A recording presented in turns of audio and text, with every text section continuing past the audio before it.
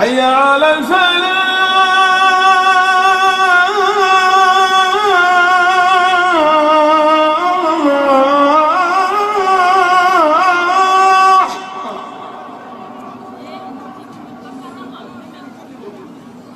حي على الفلاح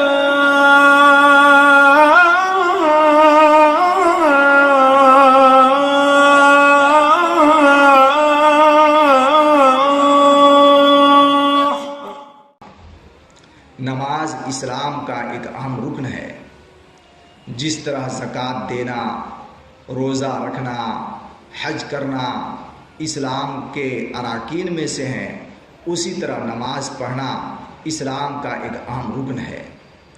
آدمی حضر میں ہو یا سفر میں ہو، نماز کا اہتمام ضروری ہے۔ عام طور پر لوگوں کو دیکھا جاتا ہے کہ حضر میں نماز کا اہتمام کر لیتے ہیں، لیکن سفر میں نماز کا اہتمام نہیں کرتے، بغیر کسی عذر کے چھوڑ دیتے ہیں۔ اور اگر کرتے بھی ہیں تو کچھ حضرات اس میں غلطی کرتے ہیں۔ مثلا ٹرین میں سفر کر رہے ہیں اور سیٹ پر بیٹھ کر نماز پڑھ لیا یا اشارے سے نماز پڑھ لیا، یہ طریقہ غلط ہے، مسئلے کے خلاف ہے۔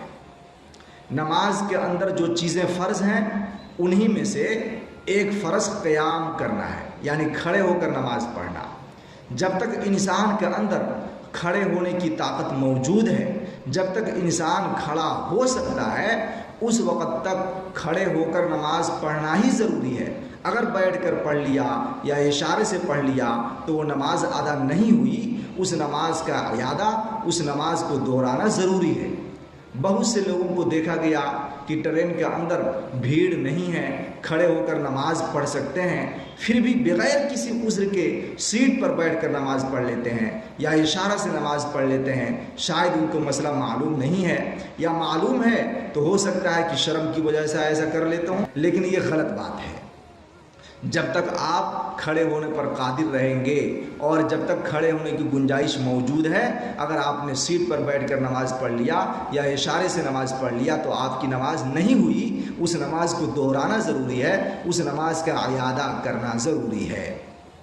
یہ الگ سی بات ہے کہ اگر ٹرین کے اندر اتنی بھیڑ ہو کہ کھڑے ہو کر نماز نہیں پڑھ سکتے یا رکوع سجدہ نہیں کر سکتے، تو اس وقت فقہا نے لکھا ہے کہ اشارے سے نماز پڑھ لیں یا بیٹھ کر نماز پڑھ لیں، اور پھر بعد میں جب موقع ملے تو اس نماز کا اعادہ کر لیں، اس نماز کو دہرا دیں۔